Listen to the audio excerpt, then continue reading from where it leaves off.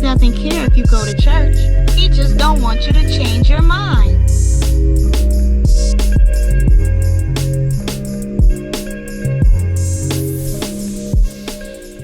Hello everyone, welcome back to Share Your Testimony. My name is Yolanda. For those who don't know, remember to like, comment, and subscribe. Join the family and hit that notification button so you can know when I upload. Today we have a special guest. We have Thaomi E, and we are doing our first reflection on this segment. Like, it's important. It really is. So before I get on into all that, I'm going to have her introduce herself and we're going to get started. So let's show her some love. Hey. Hi, my name is Thaomi. I currently go to Bay Path University. I'm a junior, majoring in business administration, and I'm really passionate about the Lord, traveling, people, and I'm really grateful that I have this opportunity today. Yes! Thank you. Once again, thank you for opening up your day. Yeah, thank you. Okay, so tell me, Yes. describe your first impression of God and when did he become real for you? Oh, wow, that's way back. So I'm 22 now, so I guess I first knew about God when I was 11 or 12, and a friend in middle school just invited me over, and she was Christian, and I heard all about God. It just sounded really fun, so that's my first impression of him, was he's just fun. But she was telling me about like how they did youth nights and obviously Sunday morning church. I've never heard of those things. I never knew about that. And then she talked about summer camp, so I guess that's why it sounded really fun at 11.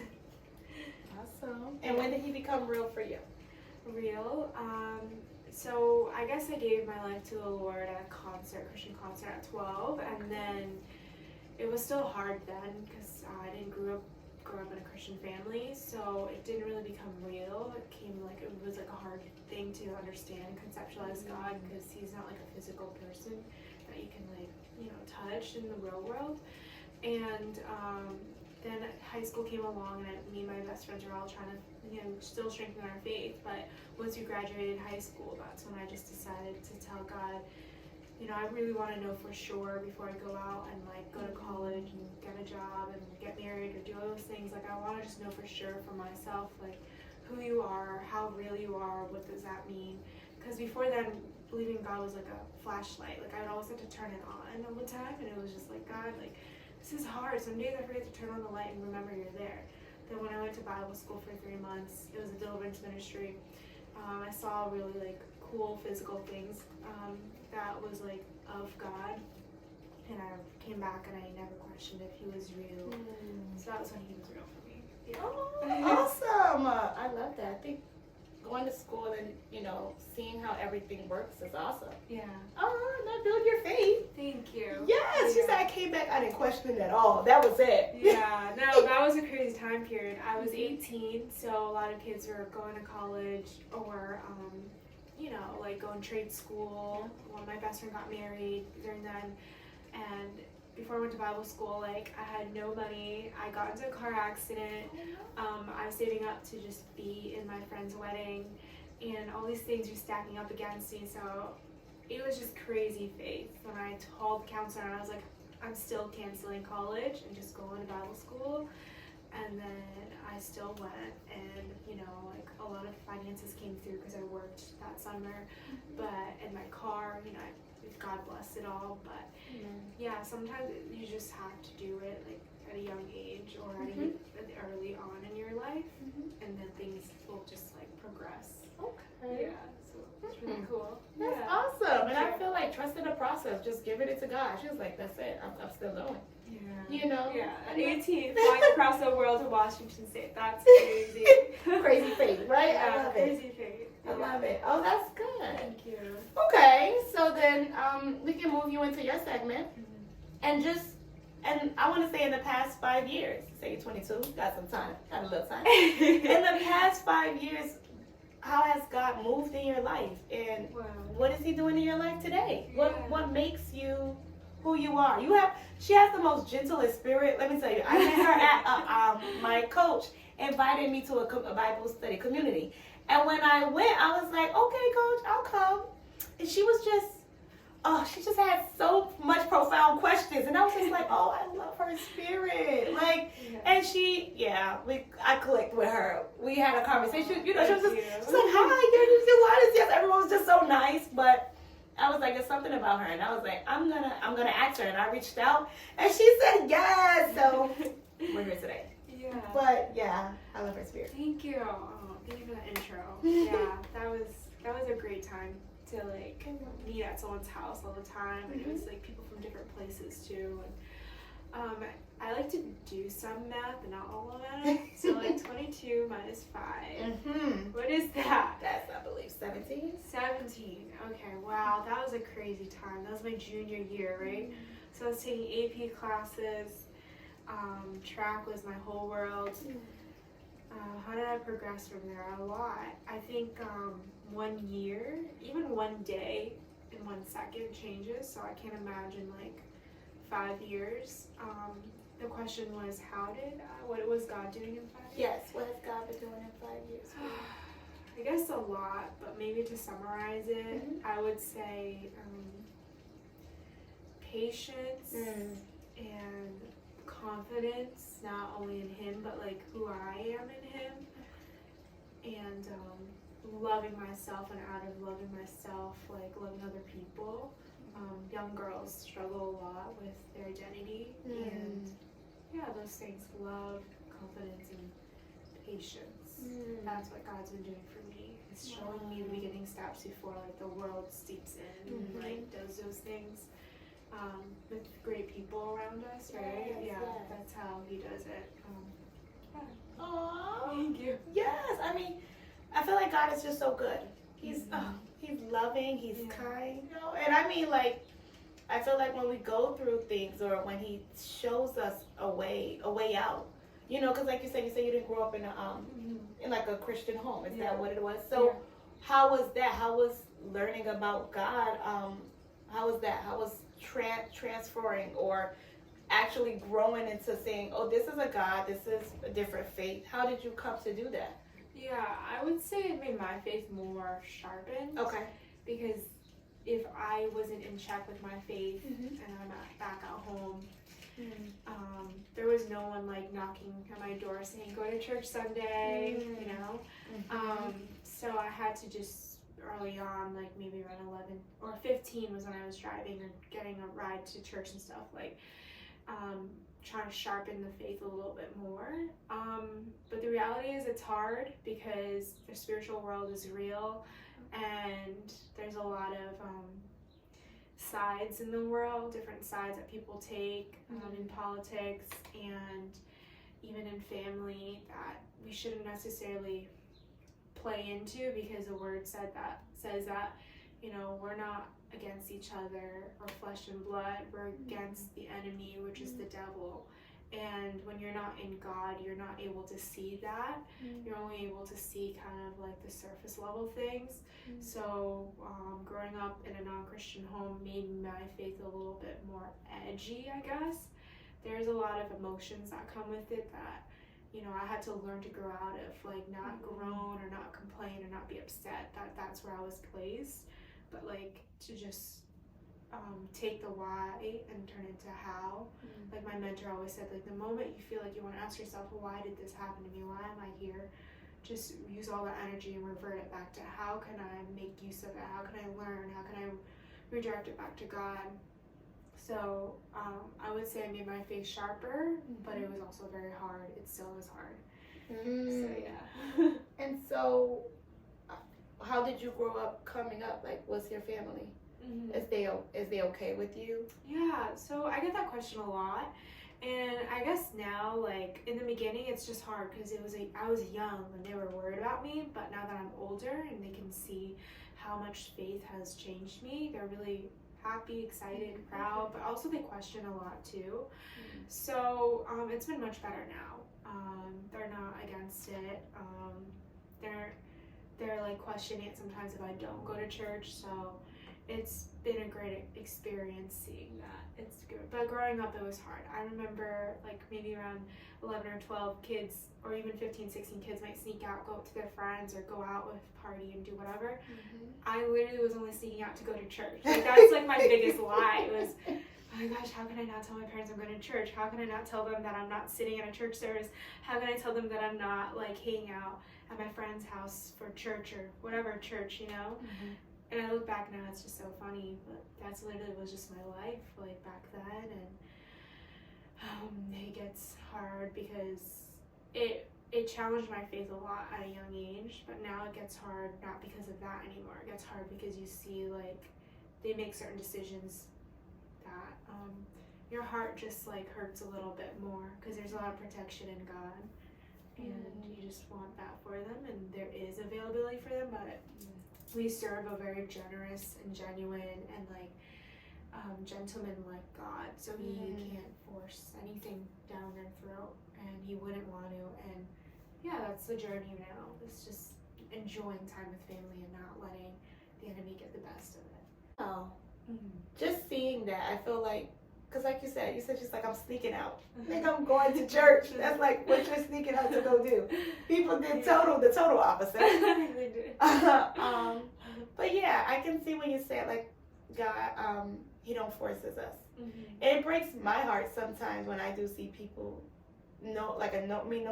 telling them that you guys free pro-choice, like you can not accept his hand even though he's extending it to you. You know what I mean? And that's the hardest, because I definitely want what not everybody want what you want. You get what I mean? And I'm like, but God is the best choice ever. Like if I think back to it, that's the best decision I ever made, was to become saved. You know what I mean? That's good. And it's like, I'm like, just to this world is just, it's a different kind of world we live in. Everyone wants everything their way, and it's always changing and evolving. Like they can say yes 10 years ago and then yes again 10 years later, but then it's okay for them to say no again, and it's like the rule book is them, and they don't realize that it's inconsistent, right?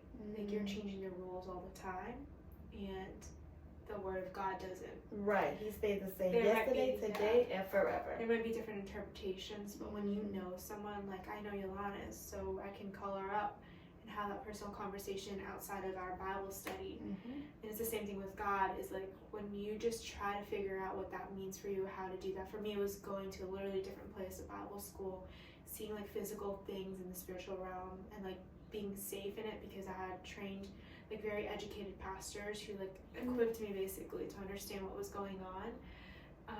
When you know invest time in that, you don't really hear the noise of the world.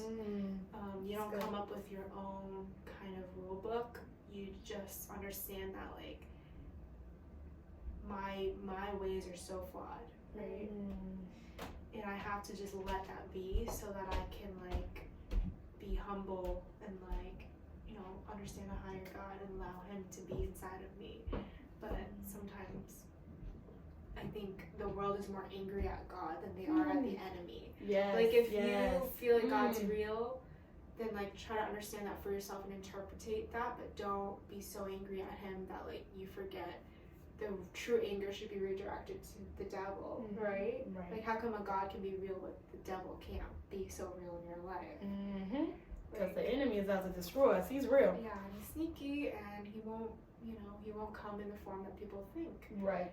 And I guess that's a journey in itself. Yes, for it people. is. Because it's distraction. I feel like once you're on the road, you got your mind set. You're like, God, I'm for you.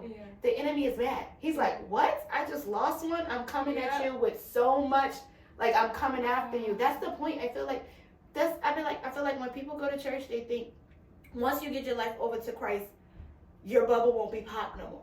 Like you are just in this bubble. You know what I mean? And you want everything to be good, which it will be good. But you are going to go through trials and tribulations because Jesus went through them. He's gone through everything that we could even possibly imagine. He's gone through it. So that's why I know that he's like, that his promises and that he's with me. Like I'm never alone. You know what I mean? And I just feel like people want that effect where I want nothing to happen to me. I want to just live a straight course life, no dips, no ups, no just straight. But I'm like, how is your faith gonna grow? Like, what will you tell someone if someone go, I went through this, and you're just like, yep, never heard of it, never went through. I can't help you. You know what I mean? I feel like we go through experience in our life to help someone else. Like, I've lost a few people in my life that I love, but when I see another fellow sister or brother grieving, I can share a word with them because I'm like, God is with you, or I can let them know that I've been there,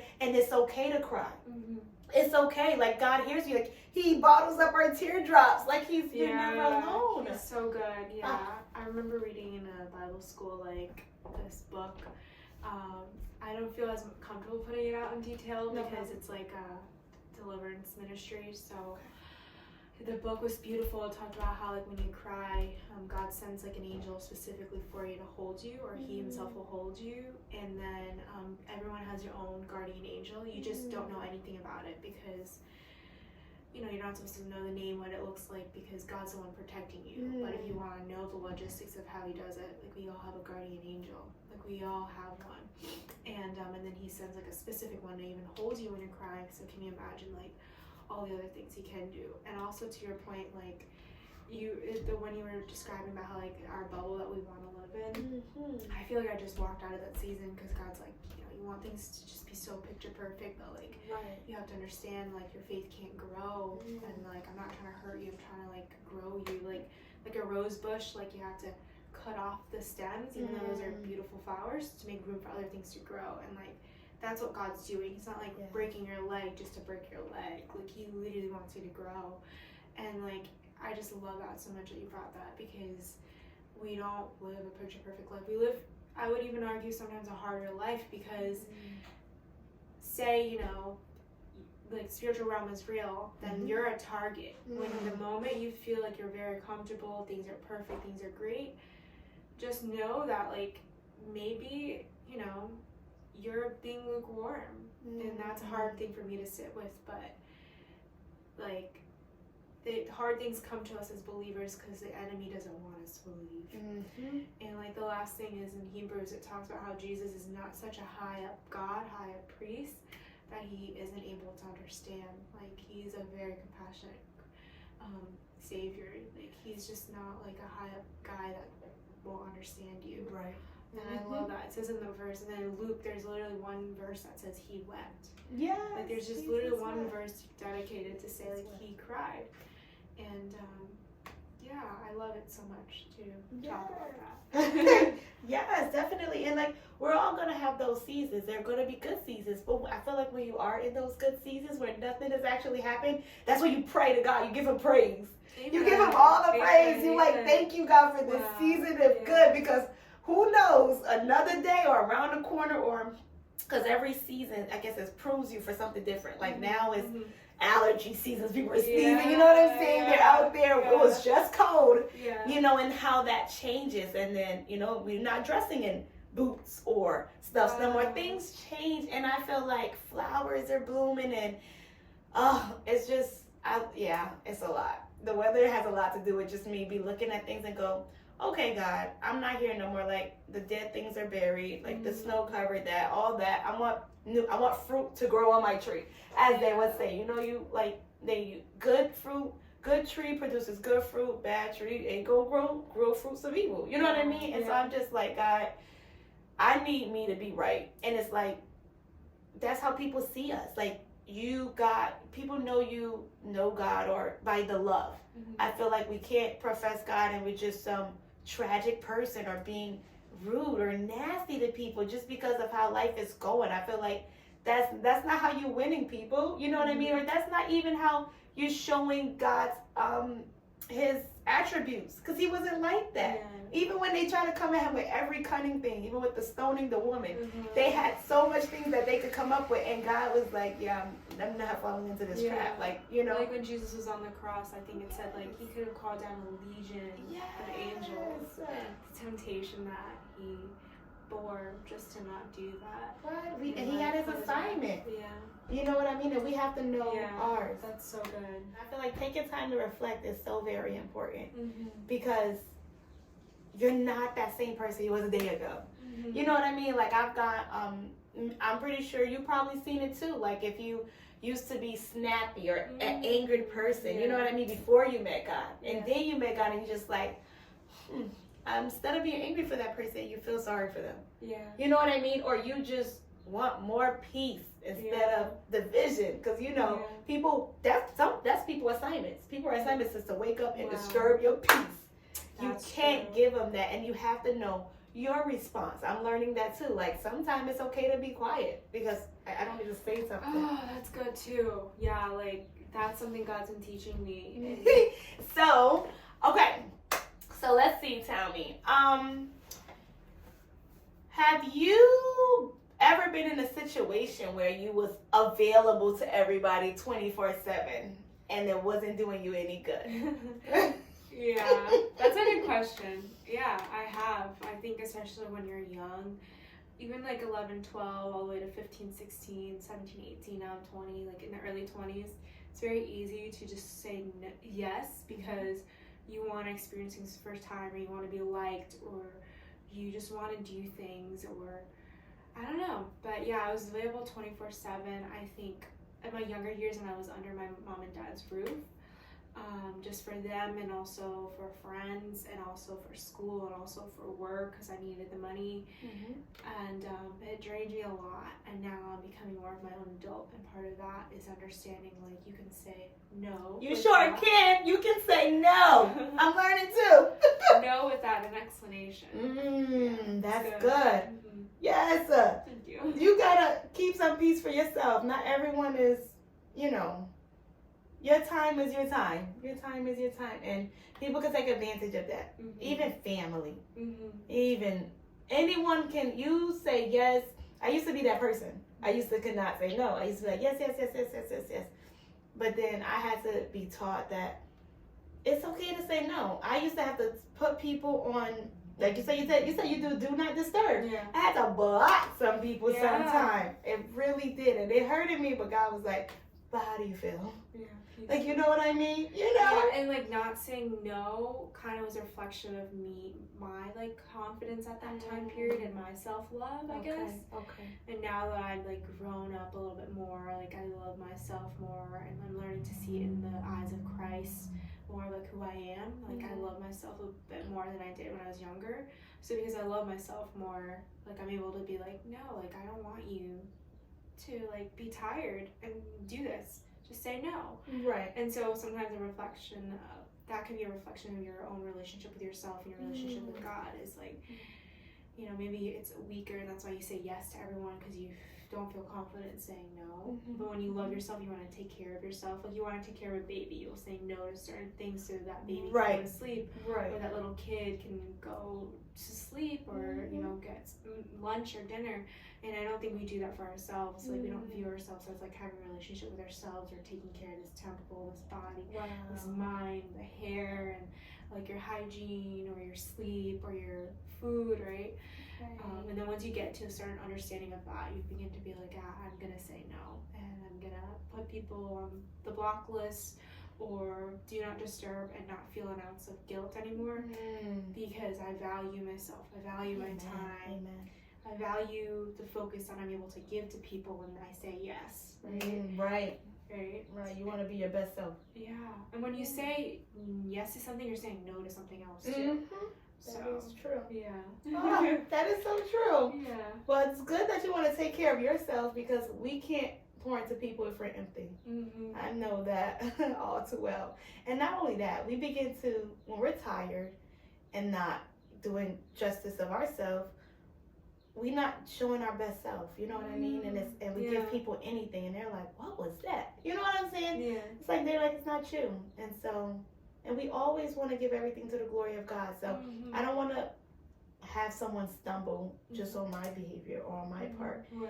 I want to people to see the goodness that God has done for me, and for them to. I don't want to be an enemy towards the cross. Period. That's it. That's good. That's it.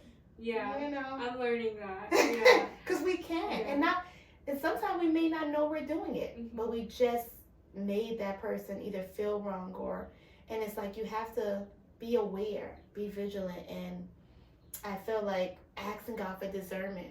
You know what I mean? That's important. Asking God for the spirit of prayer or in discernment, just to know that, hey God, like I'm focused, I'm set. Start your day off, with giving him those things. I feel like when I used to work so much, I used to get up and pew, pew, pew. Not even God, thank you for waking me up, because that's so very important. Acknowledging him. But I used to pew, pew, and I feel like, whoo.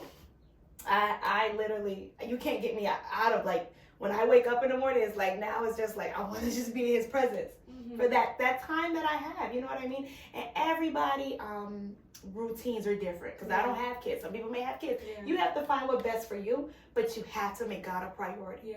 It ain't no, he'll come when he want to come. Okay, he's here. He ain't go nowhere. We is the one that has to, direct our schedule. Like, say for instance, I always use work, because that's my father drilled that into me, like, to always work. But I'm learning that work is never going to come before God.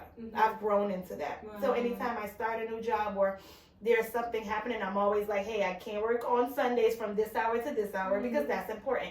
I have Bible study. I can't work from this time to this time, because that's important. I make that a point to say that at the beginning, and not once I have the job go, hey, I can't do this and this. They'll go, you didn't say that at the, when we started this. So they can string you along, and slowly but surely God start getting the background. No, because God is what brought me here. I was able to do all this because of God. So he gets that. It's real. I love that so much, because once you start building that in yourself and you have personal experiences with him, you start craving it more. Like, it's like you can't not have it. Because it used to be hard in the beginning, because I didn't know who I was talking to. But you really had to push through that hardness and then arrive at a place, because there is like that place where God to a certain extent, where it's like, I really don't want anything else until I get you in the morning, and then I bring you along throughout my day, whether it's like on a car drive or like, turning your phone off and just having like 5 minutes to yourself. I used to like sit in my car before work and just spend that time with him, or just those things, because those are equally, I feel like, as meaningful as your morning time with God, because throughout the day, like, or even today before, like, coming here, I didn't get my morning routine, but I still pushed through to have like at least 20 minutes with him, because then it can transition from like and have to want to, like, I want to and I need to now. Like, you just can't. God just grows you out of that immature state, and you're arriving at this point where you're just like, girl, I need to, I want to. Like, God can even, like, he wouldn't do this, but he can like put himself on do not disturb, or like close the door, and I'd be like outside the door, because you arrive at that point where your soul just longs him and wants him more than anything the world wants for you. Even the best of the best, you can't compare to the one who created the best of the best, right? And like the second thing is like finances. Like, that's so true, because the word does say you need finances, but the word also says that like you also need rest. And one thing I could testify is giving like 10%, not finances, because I know that's different for everyone, but 10% of your time, like in your morning, 10% of your like hours that you work for your job, instead of doing it for your job, you do it for God. For me, like Bible school, the pastor said one time, like, give 3 months of your 18 years that you're supposed to go to college, give those 3 months to God, and he'll bless you for the next 30 years. And like, I'm living proof of that. Like, all the provisions that were sown in like 3 months, I can see all the fruits grow in my life now. So I have no regrets. I'm really grateful. It's you saying that, those words you said mature, like, you'll get out that immature stage and mature, like, that's what he's doing. He's growing us. But you just want him so much. You right, just like follow him everywhere. That longing for him. You know what I mean? I feel like that's so important. Because we want relationship, right? You would be mad if someone didn't talk to you every day, or only on one day of the week, right? We get this stimulation in our mind, where it's just like, oh, okay, God, I'm gonna crack open this Bible, blowing dust from Sunday to Sunday, and I'm just like, it's every day. I tell myself that, like, it's every day. Even when I first started and I realized I was slacking off, I had to set an alarm. That's it's good. Me. Set an alarm. This is real. Set an alarm. Oh, everything shut off when that rings. You know what I mean? And I just got into a habit, and it's like, it gets easy, but then you don't just stop doing it. Mhm. You know what I mean? I feel like bigger levels, bigger devils. You know what I mean? And you just sharpens it, like, because you can go around something once. I believe we're going through the book of Ephesians, and then that don't mean you don't go through it no more because you went through it. You always go back. Yeah. Once again, reflection, what we're doing right now. You're reflecting on things that, hey, when I was 11, I was 12, I did this. Like, you know what I mean? But I'm not there no more. Yeah. So now you have a different understanding Yeah. to the person who's you walking with, your journey, who you're walking. We have a different understanding. We're having a different connection. And I think that is so valuable. I feel like our relationship with God, I can speak with me. My relationship with God is the most important thing in this world. It really is. It comes before everything. Like, God is the center. Everything else is around him. Like, you know what I mean? It's so good. Yeah, because all of it was based on choice. Like, you made your own decision day in and day out to sow your seeds in the kingdom of God. And here you are now where he starts pursuing you and wanting you every day. And then, like, it's a back and forth nature all the time now, where it's like, you can't deny, and I can't deny he's not real, or that he doesn't love me. And based off of all of that, like, it's a continued day in and day out kind of thing. But in the beginning it gets hard, or like, you know, coming out of a hard season of not being really close with him, or not knowing him, and then getting out of it again. It is hard, but he doesn't do it without grace. He doesn't do it without sending people, sending you messages, sending you all these beautiful pointers back to him. Like, he's got it. You just have to, like, see it and follow it and believe it, hear it, listen to it. Yes. I guess the last thing for that, like, great point that you made was finance is such a big thing in the world, but, like, why don't we see our time and, like, God as that? Like, and he is one of the most important people in the world, and you have direct access to him. Why don't you spend, like, you know, why don't you invest those times in him? You know, like, 3 months with him bless you for 30 years, and, like, the seeds that you've, like, sown in yourself and people sown in you. Like, you have to start looking at your relationship with God and your kingdom of God as an investment too. Like a beautiful transaction, not like the transaction the world has its give and take. Right. This is, if I were to be honest, it's like an unfair transaction because you get way more, and that's why it's called an investment. Because you give your little and he gives all. Like, he gives so much to you, and, like, I'm really grateful for that. You know, we have to start looking at it as an investment. You want to grow in something. This isn't like abstract, it's real life stuff, you know. Like, it starts in your mind, because you can win $1 million today, but without the right mindset and the structure, it's gone. Lose it. So you might be chasing very physical things in the world and thinking you have it all, but reality is, like, God knows what you really do need, and that's why it's all within yourself and your relationship with him first. Yeah. Ooh, that's so good. Yeah, the business administration, the business side always comes out. No, that is so good. I feel like it's internal. It goes from the inside out. Yeah. People see what we have on the exterior, but God knows the heart. I just thank you for that. Yeah. You blessed me today. Bless me. Oh, don't we love Thaomi? Yeah. Oh my goodness. Okay. Yeah. So if there's one thing you want to leave with our followers, you know, people who's watching this, what would you leave them with? Probably confidence and patience. Those two can come hand in hand in God, because, like, confidence and quietness in God.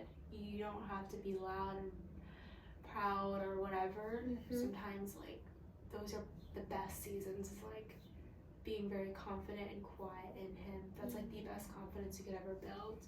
So that's what I would leave with you, is if you could find that, like, security of, like, not having to prove anything to the world, just proving it to him, that's probably, like, your safest place and your safest weapon.